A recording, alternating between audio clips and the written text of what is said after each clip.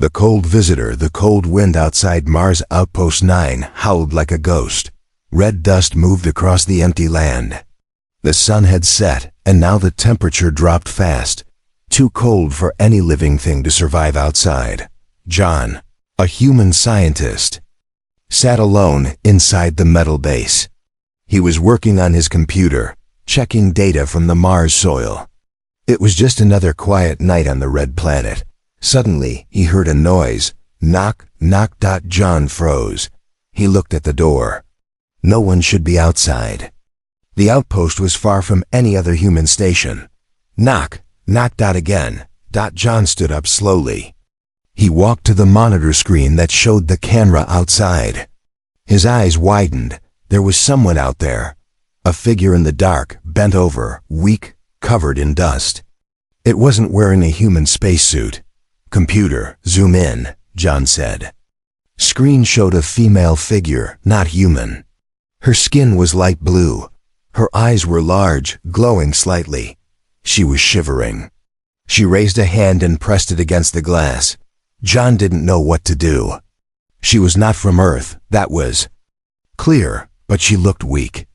Dying, he opened the communication speaker. Who are you? He asked. Her voice came through, soft and broken.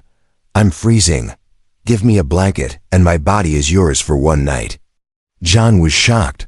What was she saying? Repeat, he said. She looked confused. Please, I need heat. Shelter. I will do anything. John stared at her for a moment. He could see she was in pain. If he didn't help, she might die. He pressed a button. The door opened slowly. Cold air rushed in, biting his face. The alien woman fell forward into the outpost. She hit the floor hard. Shaking. John ran to her and pulled the door shut. He quickly took a thermal blanket and wrapped it around her. Her hands grabbed it tightly. She gasped, breathing hard. Her voice was shaking. Thank you, human. John looked at her closely. She had no weapons, no armor, only a torn suit and strange burns on her arm. What's your name? He asked. Treya. She said, her voice soft like wind. I came from far. But my ship crashed. I walked for hours. You'll freeze out there in minutes, John said. I know, she replied. But I had no choice. John helped her sit up. She looked around the outpost, confused but alert. I'm not here to harm you, she said. I escaped the war. War? John asked. Double quotes. Yes, my planet is gone. The enemy is coming. They follow survivors like me. John frowned. Was she telling the truth? Could it be a trap? He turned off the security system just in case someone else was outside. I don't understand, he said. Why did you say your body is mine for one night? Treya blinked, confused. Then she looked embarrassed. It was a wrong translation. I meant, I'll owe you my life. That's how we say it on my planet. John relaxed a little. Still, he stayed careful. Okay, he said. You can stay tonight, but I need to know more. Treya nodded. I will tell you everything. But first, let me warm up. My blood is different. If I get too cold, I die. John helped her near the heater. Her skin slowly changed color, from pale blue to soft violet. Then she spoke again. You are the first human I've seen. But your kind is known across the stars. Some say humans are monsters. Some say heroes. What do you think? John asked. I don't know yet, she replied. A soft alarm beeped on the wall. John turned to look. A strange signal was coming in from space. He checked the screen. A fast object had entered Mars orbit. Not human. Not one of Earth's satellites. Treya stood up, shaking. Her face was full of fear. They found me, she whispered. Who? John asked. The enemy, she said. If they find me, they will kill you too. John looked at her. Then at the signal on the screen. He didn't know what to believe, but one thing was clear. This night was no longer quiet. Something had come to Mars. And this was only the beginning. The woman from the stars above Mars were quiet. But below, something had changed. For the first time in 100 days, John didn't feel alone, but now he wished he was. The air inside Outpost 9 was warm. But the silence between John and the alien woman was heavy. Treya sat by the heater, her eyes closed, her body still shaking. Her skin, now a soft violet, looked almost human in the dim light. But her mind was somewhere else, far, far away. John watched her. He didn't trust her yet. But he couldn't ignore the fear in her voice when she said, "They found me." Outside. Something was circling Mars. The signal came closer every minute. "What are they?" John finally asked. Treya opened her eyes. "Hunters from a species called the Zernek." He had never heard that name before. They chase survivors. They burn planets that hide us. They enjoy fear. John leaned forward. "Why are they after you?" Treya looked away. "My people. We started the war," she said. "We created a weapon. Something the galaxy had never seen, but we lost control. The Zernek were once peaceful. Now they want revenge." She looked at him again. "But I didn't build the weapon. I was only a soldier. When I learned the truth, I ran." John took a deep breath. "And you crashed here?" Treya nodded. "I had nowhere else to go. Earth is still untouched. The Zernek haven't attacked it yet." John stood up and looked out the small window. "Just red dust. Darkness. You said they follow survivors?" "Yes, I carry something in my blood. A signal they can track. I thought I disabled it, but I was wrong." John walked to the control panel. The signal was stronger now. He didn't know much about aliens. But he knew one thing. This wasn't a random visit. Something dangerous was coming. That night, John showed Treya around the base. It was small, just 2 rooms, a lab and a sleeping pod.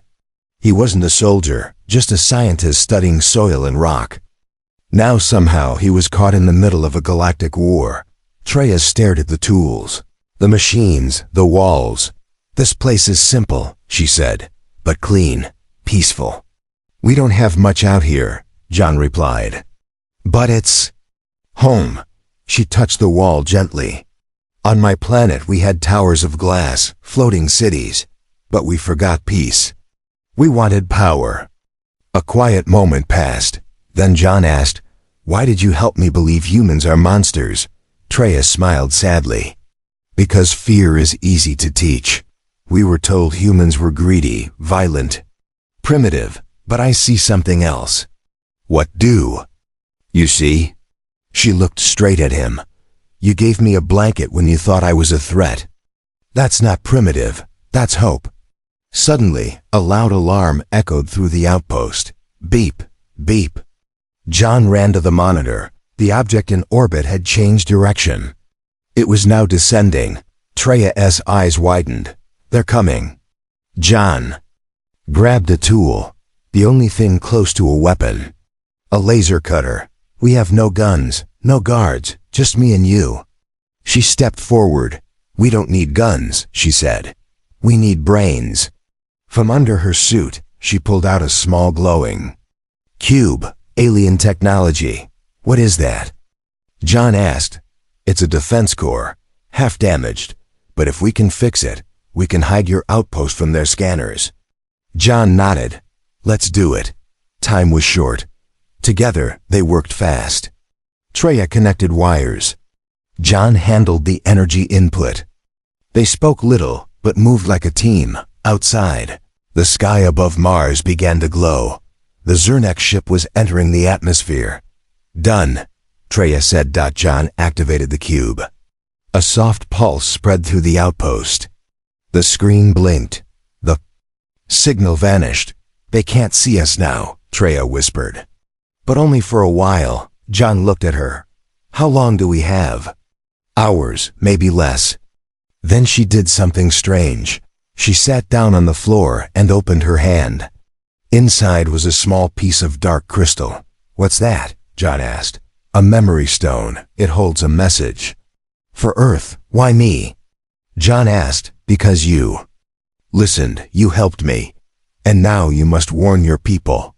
John took the crystal. It was warm. What's the message? Treya stood. The stars are watching. And Earth is next.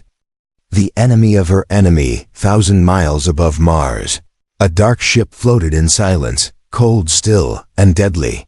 Its eyes were not windows, but sensors that could read a heartbeat from orbit. Inside, the Zernak commander whispered to his crew, "She is below, the traitor, the thief, and a human hides her."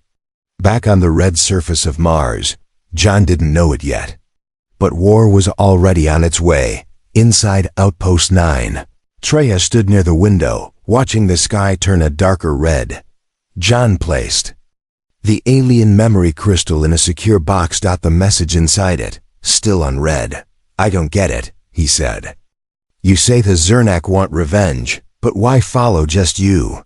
Treya didn't answer immediately. She looked tired, like someone carrying a heavy secret. Finally she said, "Because I took something from them." John waited. "My mission was simple: steal their technology, learn their secrets. We thought they were weak. We were wrong." She stepped closer to the cube they used to hide the base. They had something. A device that sees future paths. They call it the Echo Engine. I took part of it. John raised his eyebrows. "You stole their future?" "Yes," she said softly. "Now they want to erase mine." Suddenly, the walls of the outpost shook slightly. A soft tremor passed through the floor. John looked up. "Did you feel that?" Treya nodded. "They've landed." Somewhere nearby, John ran to the monitor. A signal was blinking. Inside the outpost. His blood went cold. "They're already here." Treya grabbed her weapon, a curved rod that lit up with a violet glow. "Hide the memory crystal," she said. "Don't let them touch it." John hid it under the floor panel just before the lights flickered. Then, silence. The base had lost power. They moved together through the shadows of the hallway, slow and quiet. Suddenly, a sound. A metallic click like claws on steel. Treya whispered, "Not Zernak." "Too light." Then they saw it. A figure stood at the far end, short, fast, wrapped in dark armor. It stepped into the weak emergency light, and then it raised its hands. "Don't shoot," the creature said in a robotic voice. Treya froze. "That's not a Zernak," she whispered. The figure removed its helmet. It wasn't human, but it also wasn't a monster. Its face was old, eyes wise, skin like dark marble. "I'm called Vec," he said. "I came to warn you." John stepped forward. "How did you get in here?" Vec nodded toward the floor. "You left a maintenance hatch open. I followed the signal of your cube. You tried to hide it. Smart, but not enough." Treya raised her weapon. "What do you want?" Vec didn't flinch. "To tell you the truth," he said, "the Zernak are not what you think." They all moved into the lab, lights still weak. Vec spoke slowly, carefully. "Treya, your people started the war, yes. But they didn't just build weapons. They used them, whole planets. Gone, silent now." Treya looked away, ashamed. "But the Zernak," Vec continued, "they were not soldiers. They were farmers, builders. The war turned them into what they are now." John looked confused. "So why are they hunting her?" "Because she carries the key," Vec said. "The Echo Engine. It was built by both sides, but only she knows how to use it." Treya was shocked. "No one told me that." "You were a weapon," Vec replied, "not a person." Silence fell in the lab. Then a deep sound shook the walls again. Boom. Ek looked up. "They found us," John asked. "Can we fight them?" Treya shook her head. "Not with human tools," Vec smiled, "but maybe with human tricks." He opened a small box and placed it on the table. Inside was a small metallic sphere. "This," he said, "is a mirror bomb. It shows false images. It can buy you time." John nodded. So what's the plan? He asked. Vec looked at both of them. We trick them. We lead them away. But someone must leave the base and carry the real echo crystal. Treya looked at John. I will go, she said. I brought this danger here, but John stepped forward. No, you stay. You're the one they want. If they see you, the trap fails. The decision was made. John placed the crystal in a case, strapped it to his back. Treya stopped him. If they catch you, they won't, he said. She nodded. If they do, break the crystal. Never let them have it. John smiled a little. No pressure. Then he opened the airlock and stepped out into the Martian night. Alone. The Mars trap red dust. Empty land. One man. Running. John's boots hit the surface of Mars hard, sending tiny clouds of dirt into the air. The wind howled behind his helmet, but inside, he could hear one thing, his own heartbeat. The alien crystal was in his backpack, glowing, pulsing, calling, and something above him, something massive, was listening. High in the sky, the Zernik ship hovered like a shadow. It didn't roar. It didn't flash lights. It simply watched. John knew he had less than 10 minutes before it acted. He wasn't fast. He wasn't trained, but he had one thing the aliens didn't: human brain, and a trap already planned. Back at Outpost 9, Vec and Treya worked in silence. Vec set the mirror bomb on the lab table, his fingers moving quickly. Lights blinked across its surface like tiny stars. This will create 5 copies of John's signal, he explained. They will follow the wrong one. Treya wasn't calm. She paced like a tiger in a cage. He's just one man. No weapons. No backup. Why risk it? Vec looked up at her. Because that's what humans do. They risk everything for one chance. Treya stared at him. I don't understand them, Vec smiled. That's why you lost the war. Meanwhile, John reached the rocky canyon he had marked earlier. In the red daylight, it looked like just a crack in the ground, but it was deep enough to hide what he needed. He opened the case strapped to his back, but it was empty. The real crystal was never in it. Instead, the mirror device was inside. John planted it on the canyon floor and pressed the button. It beeped once, then split into 6 blinking dots, all running in different directions. Above, the Zernak ship paused. Sensors were confused. 6 signals. All identical. All running. A hunter ship broke away, diving fast. John jumped into a trench and waited. He held his breath as the shadow passed over him. Then, he ran the other way. Inside the Zernak ship, a voice hissed through the black silence. Signal is fractured. Human uses trickery. Deploy ground unit. Metal arms opened. A creature dropped down. It wasn't flying. It wasn't walking. It crawled. Like a spider with blades. Back in the base, Treya watched the sky flash. They've sent a hunter. Vec nodded. One of the old ones. Silent and fast. Treya grabbed her weapon. If it gets to John. Vec held her back. If you go now, they'll see you. The trap must finish. Treya clenched her fists. He's risking his life for me. Vec answered. Then trust him to finish what he started. On the Martian ground, John reached a cluster of black rocks. He stopped. This was the last part of the plan. He placed a second beacon on the ground, a dummy distress signal, and stepped away. He turned, but suddenly froze. There, on top of the rocks, crouched a dark shape. It had no face, just teeth, long and sharp. The Zernak hunter. It dropped silently in front of him. John raised his cutter tool. Useless against real weapons. The hunter stepped forward. John took a deep breath. Then whispered, "Come and get me." He ran straight toward the canyon. The hunter followed, fast and silent. John dove, sliding across the rock, grabbing a hidden rope. The moment the alien stepped on the edge, crack, the rock collapsed. A pit opened. The hunter fell, screaming. For the first time, into the deep hole. John dropped the cutter in after it. Boom. A fireball flashed up from the canyon. The trap had worked. Back at the outpost, Vec looked up from the scanner. The hunter signal is gone. Treya's eyes lit up. He did it? Vec smiled. Yes, he survived. Moments later, the door opened. John walked in, dirty, tired, and smiling. He tossed the empty case onto the table. You owe me a better plan next time. Treya didn't say anything. She just hugged him. But outside, high above Mars, something else had awakened. The main Zernik ship began to move.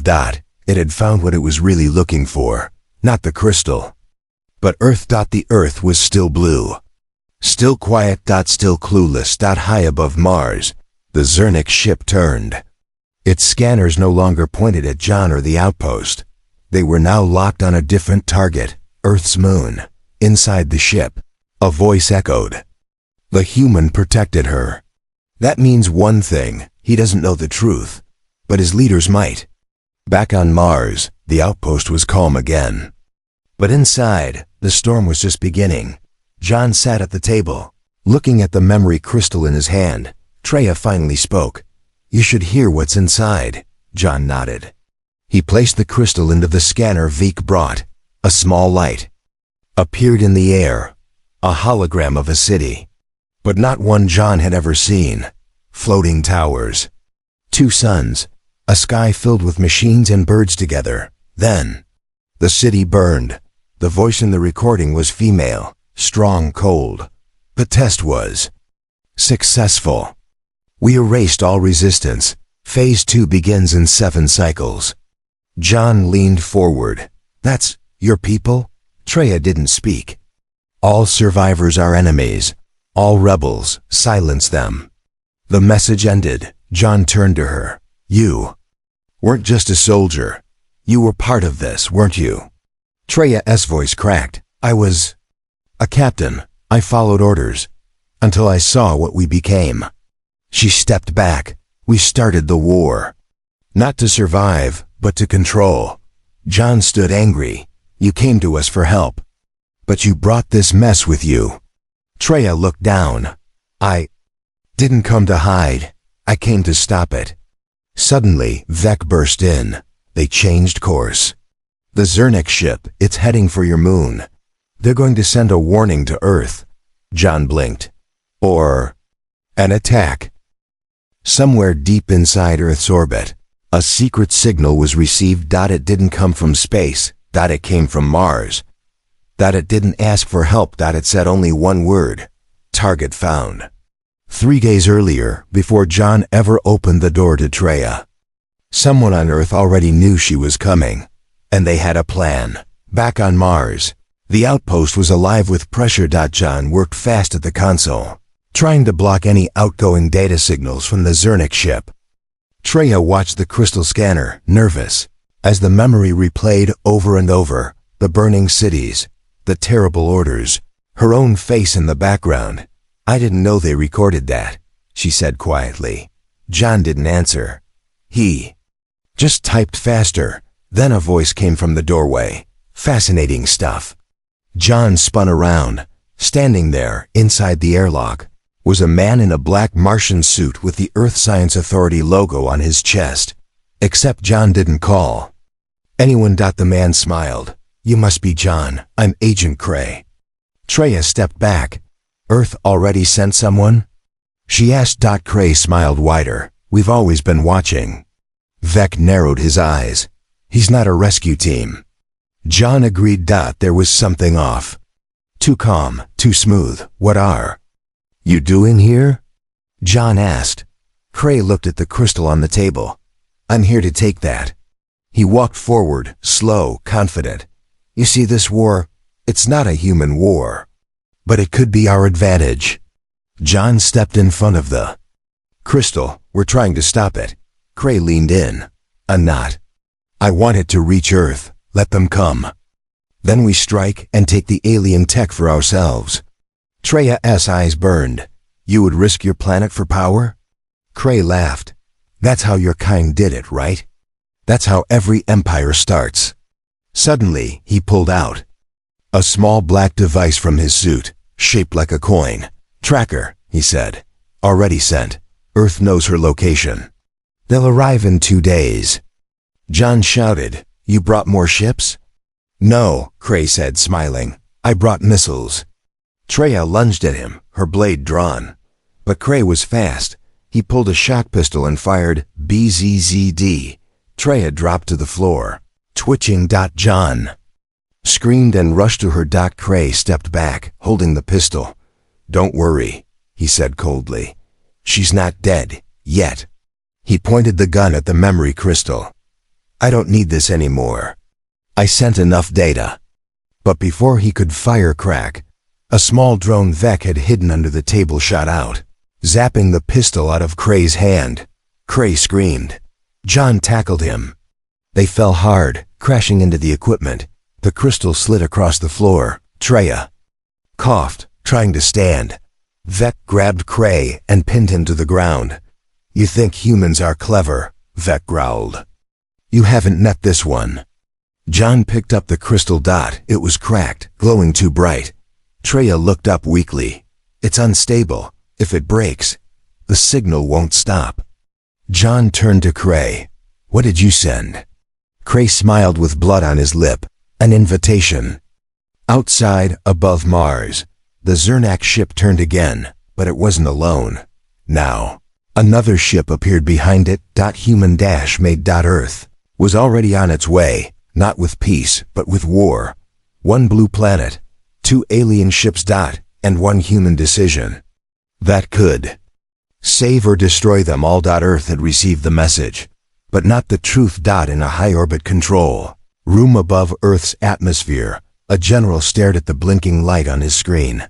"Target locked on Mars," he said coldly. "Orders?"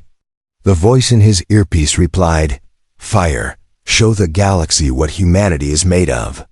But 200 million kilometers away, on the dusty red ground of Mars, someone else had already made a different choice.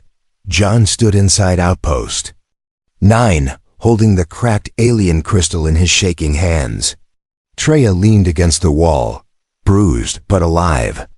Vec was quiet, watching the signal on the screen rise. Louder, brighter, impossible to block. The traitor, Agent Cray, sat tight in the corner, blood at his mouth, still smiling. "You're too late," Cray whispered. "The missile is already on the way." John looked at the countdown. 2 minutes. "No time to stop it," Vec said. John stared at the crystal, then at Treya, then at Earth's signal receiver flashing in the top corner. He had one idea. One chance. One human move. "Patch me into Earth's broadcast satellite," he told Vec. "What will you say?" Vec asked. John grabbed the cracked crystal and held it close to the screen. "The truth." Back on Earth, news channels blinked with static. Then, a face appeared. Not a politician. Not a general. A dusty, tired man with Martian dirt on his cheek and stars in his eyes. "This is John Carter. I'm speaking from Mars Outpost 9. If you're hearing this, it means the truth still matters somewhere." He held up the alien crystal. "This is the real message, not a weapon, not a threat. It's proof that we were lied to, by them and by our own." Behind him, Treya stepped forward. "I was one of the destroyers," she said, "but I chose to stop. Because one human gave me a blanket instead of a bullet."